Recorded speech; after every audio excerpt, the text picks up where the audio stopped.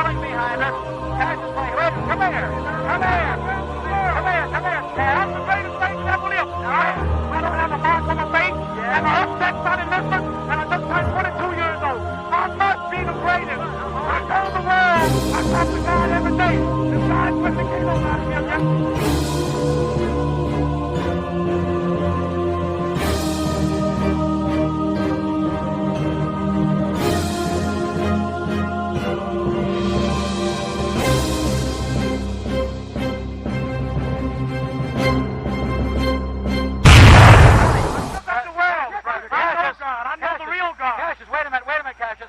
What's going on today, folks? It's your boy King KO back with another video.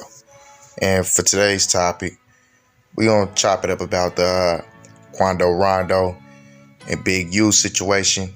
And then we also got to speak on, most hated blogger. I want to talk about my boy Gervonta Davis and him fighting Mario Barrios, and just give my critique on that, situation, plus the situation that's going on with Jamel Charlo and David Benavidez. Just give my all-around thoughts on, the things that's been happening, in my little short absence, which I apologize for, man. Some crazy things happened. It kind of put me in a bad place, man. I lost somebody, that was like a big brother to me. I really don't want to, go into details on that situation, man, because I don't want to bring back up old feelings, man, because I wouldn't say old feelings, but the feelings that I just got over, man, that really put me in a dark place mentally, you feel me? So I'm finally back. I'm finally climbed up out of that hole I was in, man, and I gotta get back on here and rock out and vibe with my people, man. Y'all know y'all the ones, man, that keep me going, what I'm saying? Besides my family, y'all are my family, to be honest with you, but y'all keep me going. And honestly, man, I need to be on here. I need to be doing this so I can get back, all the way to who I am, what I'm saying? But yeah, with that being said, let's go ahead and get to it. Believe that. Until it's a problem, then they call him. Like Quando, Rando. I just showed Envy. Like, you can't call me now. For those of y'all that don't know yet, that was Big U. And he was speaking up on the Quando Rando situation that was going on with King Von. And in my opinion, I think, his words was kind of taken out of context. But let's see what Quando had to say about all this. Lit it up before y'all even get the same like this. Cause first of all, when I hit Unc up, when I hit the big homie up, I was calling that man like this. Cause I got a lot going on. I got a lot going on out here. I know that Cuz is in a lane where Cuz got a lot of cherry going on. Cuz just got a lot of going on. You feel me? It's time for me to start giving back. It's time for me to start straightening my face politics-wise. You feel me? It's time for me to leave this shit in the streets and just play my role. I once called nobody, no planet Earth for no protection. Cuz I don't fear no man. Why would I wait to get in some and run to the hood? What the I ain't even that type of nigga. I ain't no man put fear in me. Let's get every day, as you can see. Ain't running from this would come with. I ain't never called no man for protection. I never called nobody and said I need this, I need that. I never called no person on planet Earth for protection. My nigga, and that's just how it is. If a nigga don't want me to claim nigga no more, man, so be it. Okay, well, Quando Rando said a mouthful with everything that he just said. Letting it be known he signed up for this lifestyle, and that's what comes with it. So he can't, run and hide from it. Ain't nowhere he can go. He got a lot going on right now with his name being tied into a lot of different things, man. But on the cool, y'all gotta understand, man, you can't really critique Quando for, hitting up, older figure, the OG, you know what I'm saying? And asking for some advice if he did, or asking him, for a hand if he did. That's what an older figure is there for. An older figure is there, to look out for the younger homie and, keep his mind right and make sure he ain't good, on a good path or, out of harm's way. You know what I'm saying? You know, that's a part of being, you know, caught up in the politics, man. You gotta make sure your younger homies is safe and they good. So you can't really, you know, get mad and criticize, you know, Quando for doing that, or you can't criticize him for being scared. You know, if you ain't never really been scared out here in these streets, then you ain't never really been in these streets. And we ain't talking about, you know, just throwing like hands. You know, me personally, man, when I fear my life, man, I can't sleep until I know, you know, that problem is taken care of.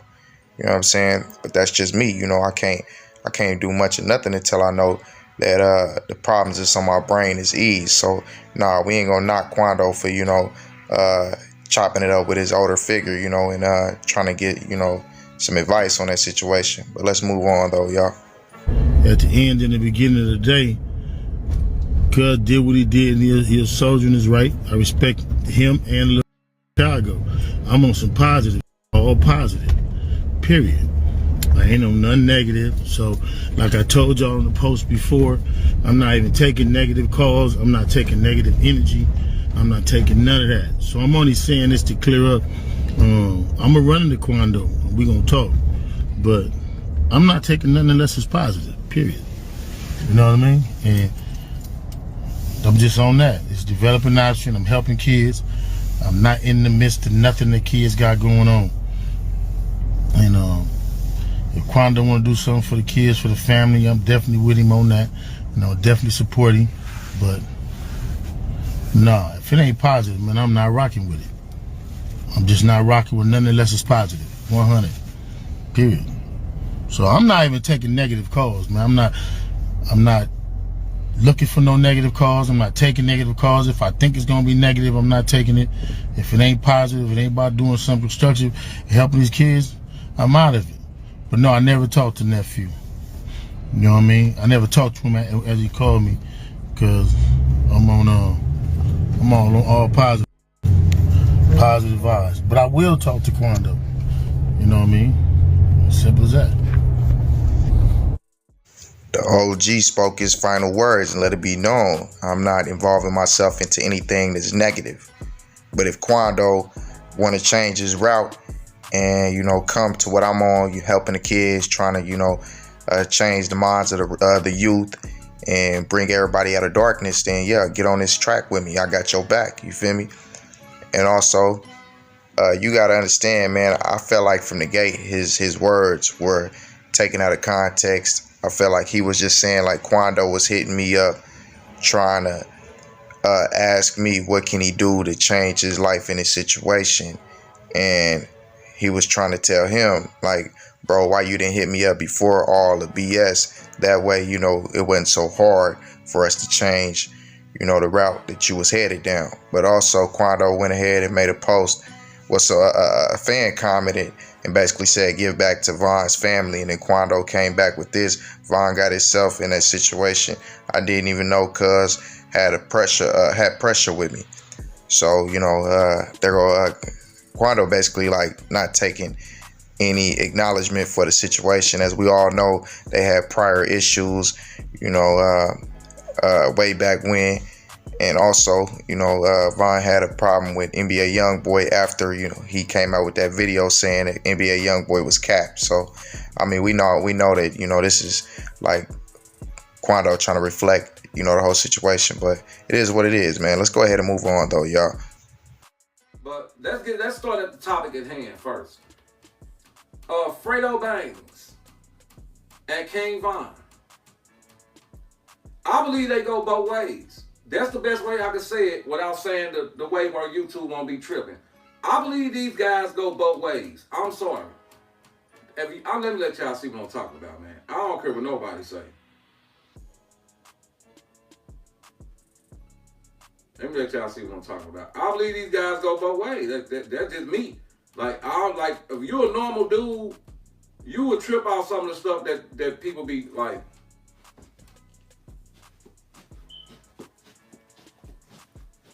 First of all, I want to apologize for the cars running in the background. It's a very busy time of the day. You know, I live by a main road, so, you know, it's kind of like very busy, but on the cool.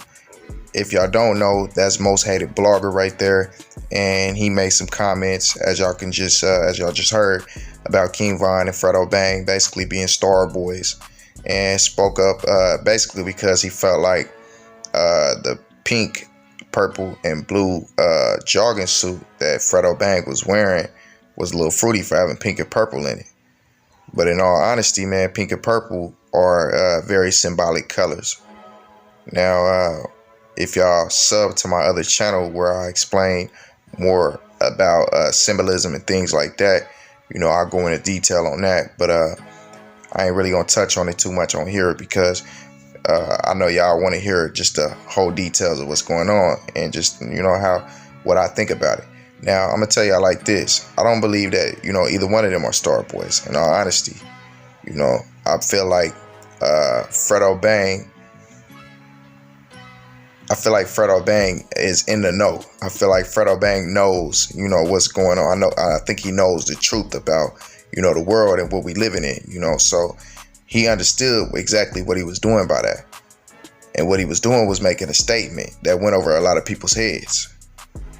Now, you got to understand the truth about the world for you to really get exactly what I'm saying. And like I said, I'm going to post that video on my other channel. So if you want to figure out exactly what I'm talking about, definitely go subscribe to that channel. But that was some very bold statements for, you know, Most Hated Blogger to come out and say. But y'all make sure y'all drop a sub and a like, you know, just so we can carry on to this next topic. Next up, just briefly, I want to touch on the Gervonta Tank Davis and Mario Barrios fight. For those of you who are not avid boxing fans and don't really support boxing on the daily, but are just fans of Gervonta Tank Davis in general, and all the people who felt like Gervonta Tank Davis wasn't fighting the best of competition, even though Jose Pedraza was looked at as a very good champion and was also undefeated before Gervonta Tank Davis knocked him out. Plus, Vasily Lomachenko had a tough time against Pedraza, but after Tank Davis beat him, he wasn't really looked at in the same light, you know, because he was beat by a youngster and was knocked out in dramatic fashion. And Vasily Lomachenko was looked at like one of the faces of boxing up until the point when Teofimo Lopez beat him. Not to mention, he's in talks with a fight against Devin Haney next, after Devin Haney's fight that's coming up. So we'll see what he's made of. But anyways, Mario Barrios is definitely a great fight for Tank. This is one of those 50-50 fights that we be pushing for. The sport of boxing called Mario Barrios the next big thing. So, you know, this is one of those fights that are could, like, if Mario Barrios had enough recognition, this could be looked at like a true legacy fight. I look at it like a legacy fight. Just being an avid boxer watcher and just seeing Mario Barrios, like, I remember watching Mario Barrios, you know, fight Juan, y'all know what I'm talking about. I can't pronounce his last name right now, but I remember him fighting Juan. And when I watched that fight, it just showed me a complete fighter. He had great body punches. He had great speed. He had great reflexes. He looked like he was pretty athletic. He just looked like a well-rounded fighter all around. So when I got the news that, you know, he was fighting Tank Davis, initially it kind of like it put me in a state of shock, because I felt like, you know, Mayweather is putting Tank in harm's way. But then I had to stop and think about Mayweather is the greatest promoter of all time. I mean, I know that he doesn't have a history that a Bob Arum has or a Don King, but he is the greatest promoter because he promoted some of the biggest fights of all time. Let's put it like that. But what I'm trying to say is Mayweather is not going to put his fighter in harm's way. And not to mention, you know, I think this is a call that Tank really kind of pushed for Mayweather, you know, to ease his hand up on, because if y'all remember, this is coming on the cusp of us finding out that Tank Davis, they said, got beat in a sparring match against a 140 pounder. can't remember his name right off the top of my dome. You know, I ad-lib all of this, man. So, you know, this is just off the dome. So, if y'all do remember, they just said that he got beat by a 140 pounder in sparring. You know, they said it was a war. You know, they went back and forth, but dude basically said he got the best of Tank. And now you see Tank Dot jumping up to 140. So this is looking like a move to put the 140 division on notice. And a guy who beat him in sparring, this could be also a call out.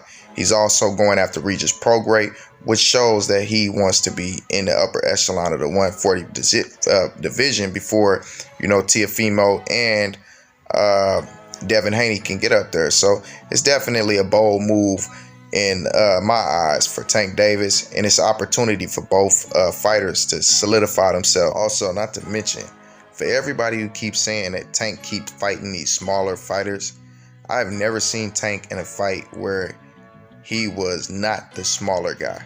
So how is he fighting smaller fighters? Tank is 5'5". I don't care if he can blow up to 160 after he's, you know, been slacking and partying. Tank is small. Tank is a tiny dude. People try to say that, you know, he was pretty much the bigger guy against Leo Santa Cruz. Leo Santa Cruz came in and we already knew he was taller, but his shoulders just look naturally bigger than Gervonta Tank Davis. Gervonta Tank Davis is a tiny, tiny dude. When he puts on 160, you can pretty much say that's all stomach. It's not really going nowhere else but to the man's stomach. He's not a big dude. So that should give Tank more credibility when he's going into like all of these fights that he's been in, all these great fights like Pendraza, like I said, Leo Santa Cruz. You got Gamboa, who was the best fight on Devin Haney's record.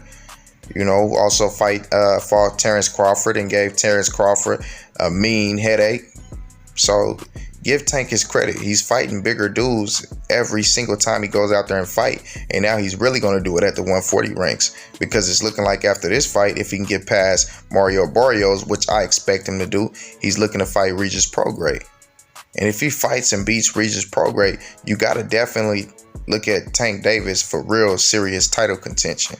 I believe that Josh Taylor is going to win that showdown. So, you know, you could be looking at him going up and fighting, you know, Josh Taylor for undisputed, especially if he beats Regis Prograde. And now you definitely got Teofimo Lopez and Devin Haney when they move up eyeing Tank, because he's going to be the man at the 140 division. And I see what Mayweather's trying to do, because he knew that he was not going to get that fight with Teofimo Lopez, not this early in his career. Both fighters, Devin Haney and Tank, both come out of the Mayweather gym, so that'd be foolish.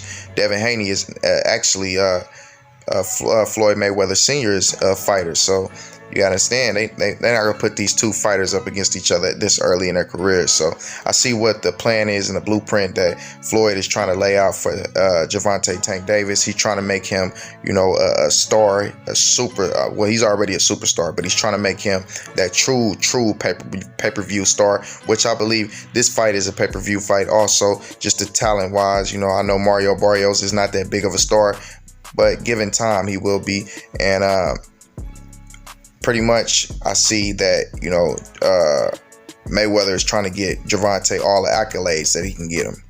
If he can get him 140 disputed, I believe that Tank might go back down and try to get undisputed at 135. I don't see him going up to 147 or anything like that. He definitely shouldn't. His frame is a little bit too small. I feel like he's too small for the 140 because, you know, Josh Taylor's 5'9", and, you know, all the best fighters at 140 are, you know, 5'8", 5'9". So this is definitely dangerous. It's a dangerous weight class for Tank, and it just should give him more credibility to what he's doing and actually trying to beat the best at those divisions, unlike Canelo Alvarez. Like, you know, Canelo's going up and moving, fluctuating between weights and fighting, you know, these easy cherry picks of fights. And, you know, Tank is doing what he's supposed to be doing. You know, like, I even respect somebody like a Jojo Diaz, because Jojo Diaz is, you know, fighting, you know, pretty good competition. You know, Gary Russell Jr. fight, chasing at the Tank. And you got to respect Mario Barrios, because Tank is still a tough fight. Even though Tank is a smaller guy, he's still a tough fight. So you got to give much respect to Mario Barrios. But let's move on to the next topic I want to speak about, because I want to speak about Jamal Charlo and David Benavidez. In my opinion, this is one of the best fights in the sport of boxing, especially in the middleweight division. I feel like these are the top two guys in the middleweight division, and it's pretty much Demetrius Andre too. I feel like those are the best guys in the middleweight division. Of course, the boxing media wants you to believe that it's Canelo Alvarez. He is a top guy, but I do feel like that all three of these guys have a huge chance to beat him, and Canelo knows that. His team knows it.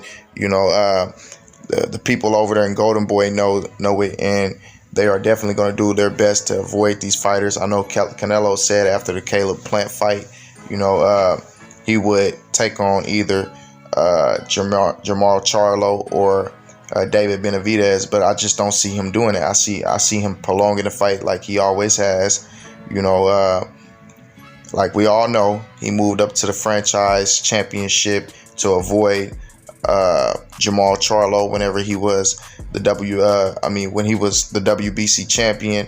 He avoided that belt and moved away from Charlo. We all know that Charlo been chasing him for years, him and his younger brother Jamel.